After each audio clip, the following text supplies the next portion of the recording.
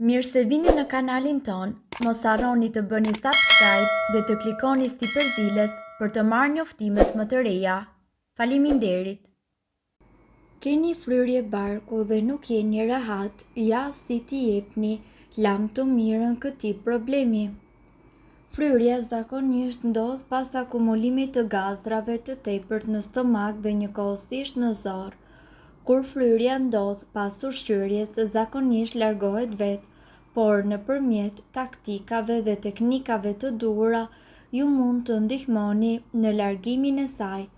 Mënyra më e mirë e eliminimit të fryrjes është përcaktimi i ushqimeve dhe shkaqeve të cilat zakonisht janë problemet me tretjen, ushqyerja dhe ndryshimet hormonale.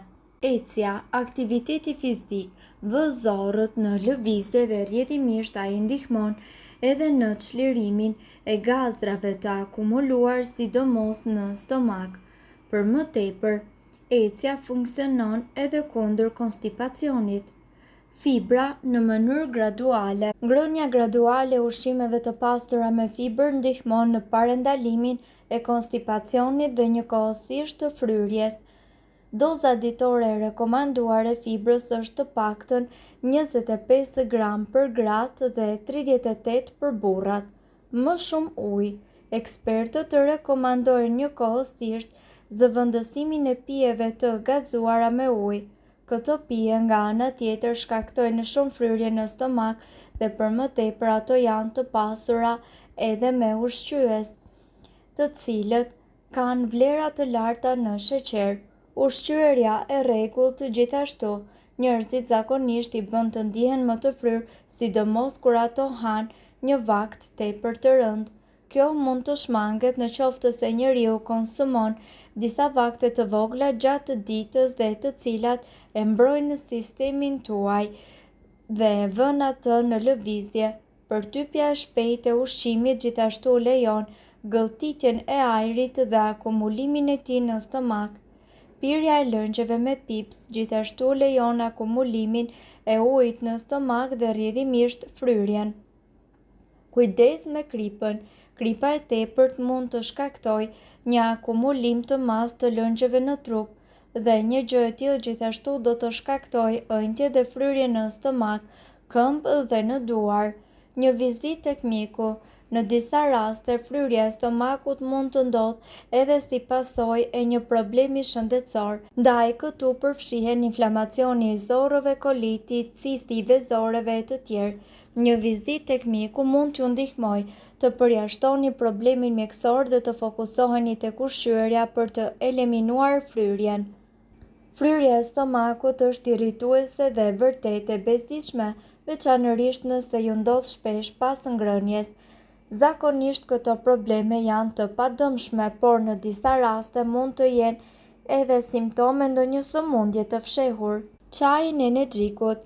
Çaji i energjikut gjithashtu e qetëson stomakun dhe njëkohësisht largon fryrjet. Ju duhet që ta pini atë në darkë për të ngadalësuar trazirat në stomak.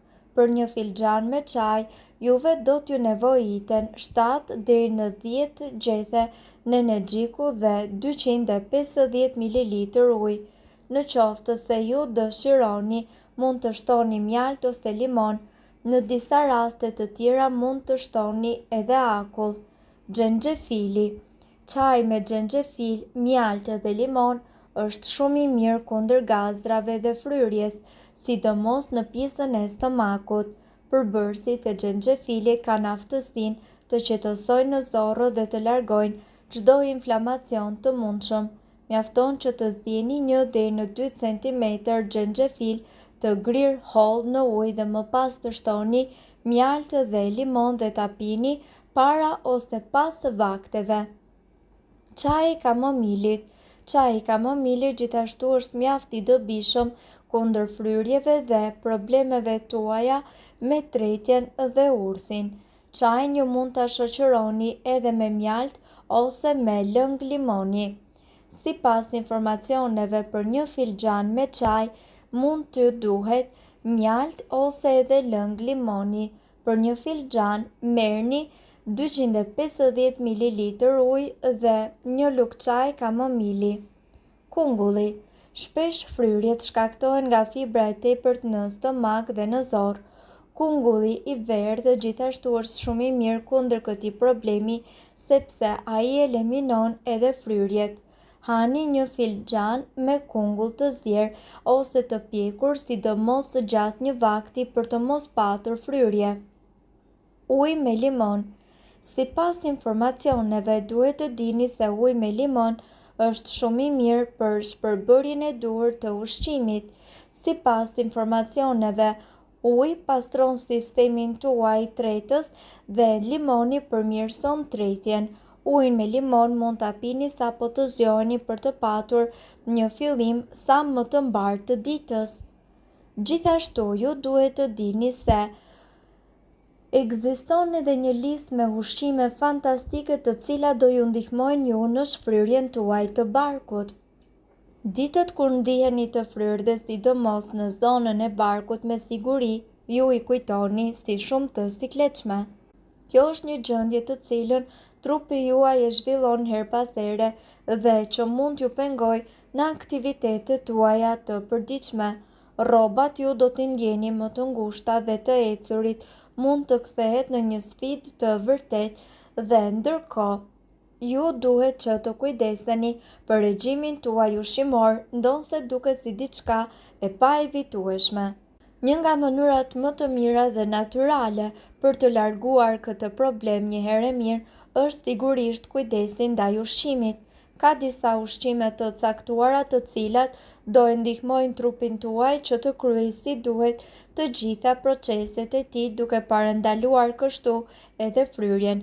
Zakonisht ky reagim i trupit ndodh nga mostretja si duhet e ushqimeve, prandaj gjithnjë sigurohuni që të merrni ato të duhurat. Kastraveci rekomandohet shumë pasi ka veti që të mbledh toksinat e trupit dhe t'i nxjerrë jashtë ato. Gjithashtu mund të merrni edhe kalium. Ushqimet e pasura me kalium siç janë për shembull bananet dhe njëkohësisht portokalli, avokado, stikat apo kivi do të ndihmojnë në shfryrjen e trupit dhe në nxjerrjen jashtë të kriprave të tepërta.